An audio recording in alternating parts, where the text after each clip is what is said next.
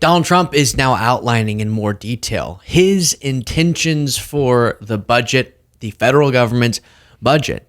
And despite over and over and over and over and over again and telling us, no, we're only going to cut wasteful things. I'm going to make sure everyone's taken care of, and it's just that woke, nasty stuff that's cut out of the budget. Every time, whether it be congressional Republicans or now Trump himself, things are put on paper. Numbers are actually jotted down. We get a very bleak look at what we could be headed towards if these proposals become law. And this is the conversation that Trump doesn't want people to be having, diving into the nitty-gritty details of what this could mean in your life. So let's do just that. I want to bring in Brittany Page, the amazing, wonderful, beautiful, fantastic, pick your term, Brittany Page. It's Brittany, bitch. Wow, that is amazing. Thank you for that. I was going to say, I feel so good about myself right now. I need to do this every single day. I couldn't hear a word you just said because Jaden was being really loud. If you could turn Brittany up my ear. Well, that was fun. A fun little beginning, but it is great to have you with us. Break it down for us. Give us sort of 30,000 feet, and then we'll dive into some of these particulars. Yes. So as we know, the Republicans have been prioritizing tax cuts. We've been hearing a lot about extending the 2017 Trump tax cuts, which were skewed toward the wealthy. And we've been hearing a lot about Republicans finding ways to pay for those tax cuts by making cuts to things like Medicaid and SNAP, also known as food stamps. But now Donald Trump is outlining his additional policy priorities in addition to paying for tax cuts for the wealthy and corporations. He's now outlining in his proposed budget policy priorities here that we need to cut $163 billion in federal spending for the next fiscal year. And wouldn't you know it, the areas that he's focusing on slashing involve education, areas of health and science, things like the National Institutes of Health and Centers for Disease Control and Prevention. And he's also going after housing, support for housing. HUD, Housing and Urban Development. And in addition to that, you might be wondering, well, where is he adding money as far as his budget priorities? And that would be Homeland Security. You can see it on this chart, this beautiful chart here. And so beautiful. Saved my life. And the Department of Defense, which he wants to boost and give them a $1 trillion budget as though they don't have enough money. And I mean, have you been hearing about they like make these wrong turns in the ocean and these jets just fall into the ocean and they lose them? It's like the second time it's happened. What's happening over there? That's Doge. We need Doge. Doge can figure it out. Wow. I know we have a lot to continue discussing, but you can throw this back up. Jaden, giving you a sense, you could even pause this if you want and look, because I'm not going to read this all out to you, but which department would have significant decreases in their funds?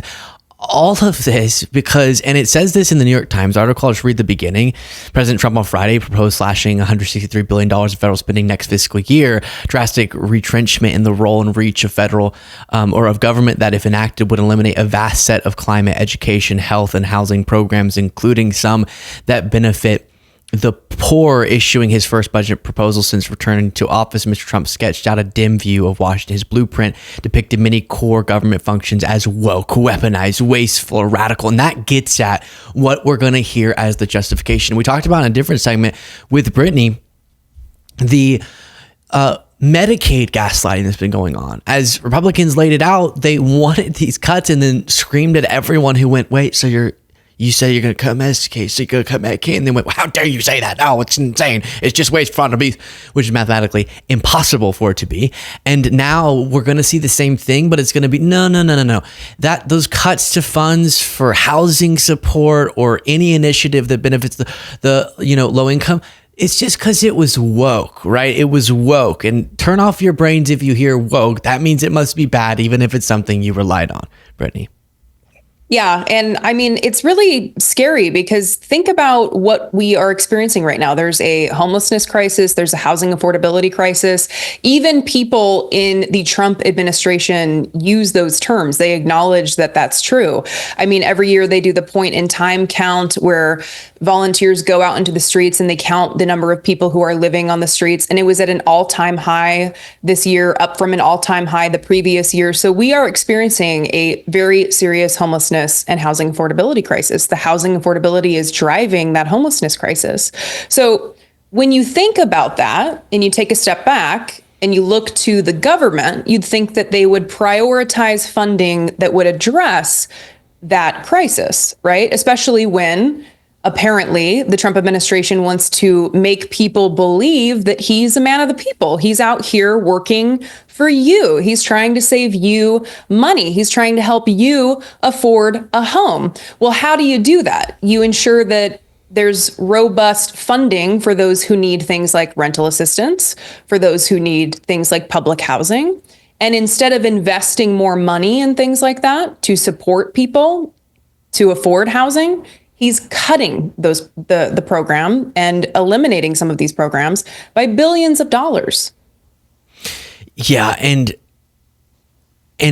all of this happens in front of the backdrop. I just want to remind you, because we have more to go through. I know next we're going to talk about this VOT memo or outline, but it's all happening within the context of them saying, wow, we have this out of control debt problem, which is why we have to cut these investments in health programs or housing programs. We have to, because of our debt problem. They also are barreling towards adding so much to the debt because they're so hungry for more tax cuts, as you said, that skew towards the wealthy, that aren't necessary. This is not inevitability. They're choosing to actively work and whip votes to get more reductions in revenue that's going to worsen that problem. Meanwhile, using that to justify cuts like what we're talking about here. Right. And like you said, they're choices. They are policy choices that they are making. And it needs to be, that point really needs to be highlighted. I mean, these are choices that the Trump administration is making to sacrifice the poor and working class, to sacrifice people who are struggling, to sacrifice the middle class, so that he can prioritize tax cuts for wealthy people. And now that we know, so he can add to the defense budget and add to Homeland Security while he's taking away from these other very important programs. And you mentioned the memo that came out from Russell Vought. Remember the struggle that I have with that name? Every time you say it, I'm like, vote. Yeah, it's vote. Okay. Yes. Well, when you look at it, it doesn't seem like that, right? I agree. I'm still hung up on it. I can't let go. So, of course, he's the author of Project 2025. He's also the director of the Office of Management and Budget. And he released this outline of the different agencies that they want to cut and add to are also included in here. And then they go into specifics of a brief description of the program and why they're specifically making cuts to it. And if we look there under the Department of Housing and Urban Development, they list these different programs, including the State Rental Assistance Block Grant, which includes tenant-based rental assistance, public housing, project-based rental assistance, housing for the elderly. I mean, it lists it right there. Mm-hmm. Housing for persons with disabilities. Does this seem like an essential program that you would slash during an ongoing homelessness and housing affordability crisis? So woke, DEI, I guess. Genuinely, I am being serious. That's going to be the justification. No, it's just, or it was so filled with fraud and you had elderly people who were not really, they were dead. They were dead the whole time and they were living in this house. Some justification that's not going to be barely attached to the truth. And meanwhile, people suffer. Luke, that is quite the prognostication, because you are very correct. In fact, there was a separate memo that came out of the White House, and it specifically says, I think it's in like a Comic Sans font as well. They didn't really invest, like, they didn't go very professional on this.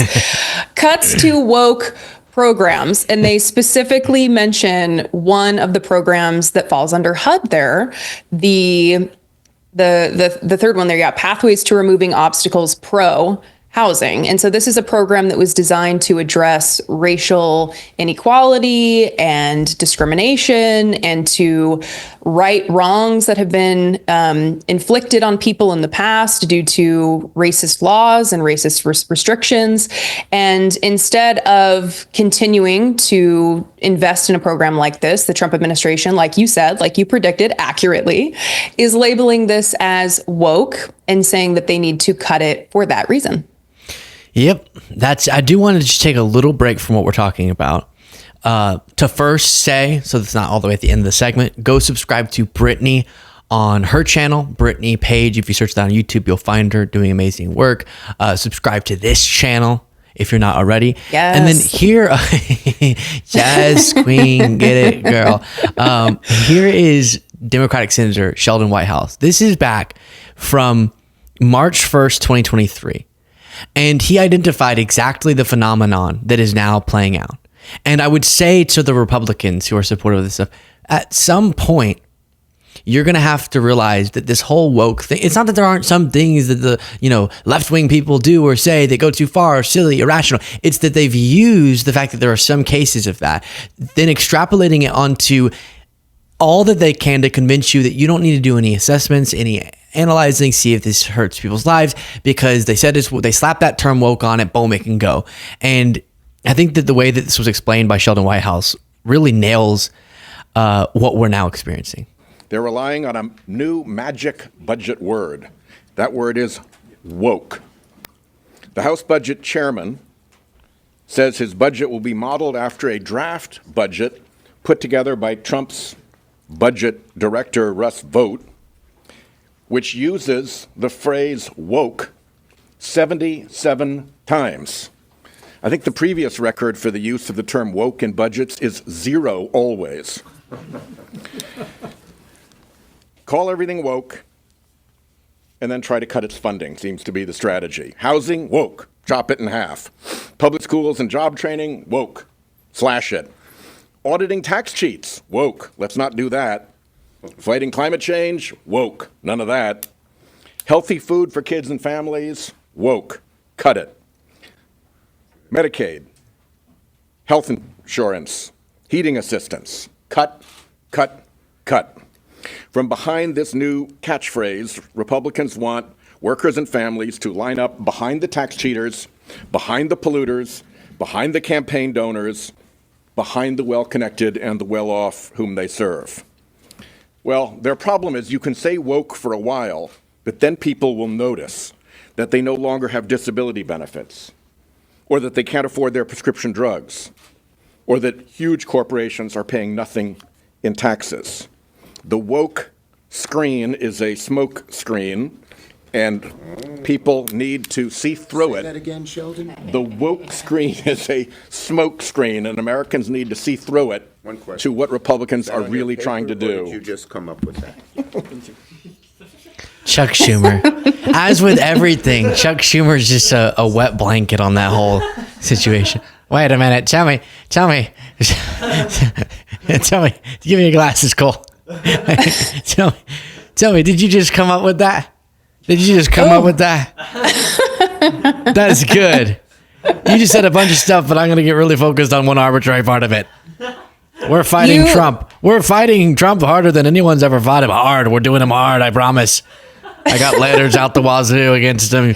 You just get ready till this letter drops. He's going to be shaking in his boots. All right, sorry, Brittany.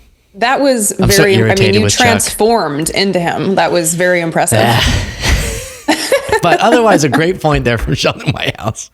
No, it really is. And I do want to know, did he think of that on the spot, or was that prepared? I want an answer to the question there.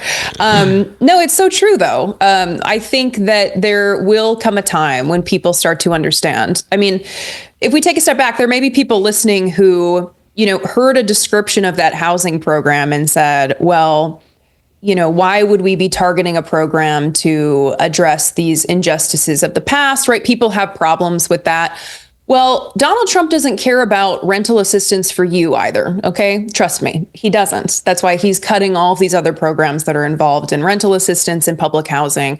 Woke is being used to try to separate people, to try to divide people, to try to turn people against other people. But he is only worried about himself and his fellow billionaires. This is really a class issue. And when we're talking about something like housing affordability, I mean, according to Harvard University, the Joint Center for Housing Studies, in 2022, half of all U.S. renters were cost burdened. That means that they were spending more than 30% of their income on rent and utilities.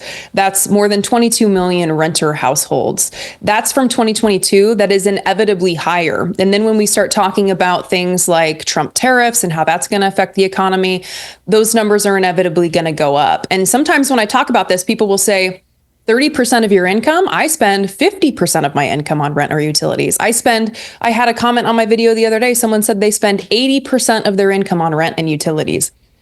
When we have this housing affordability crisis, it is not just those people that Trump is going after. He's going after everybody unless you make a lot of money. That's exactly right. Well, I guess I just have one thing left to say. I'm nervous. It's Brittany, bitch. All right. Thanks for coming on, Brittany.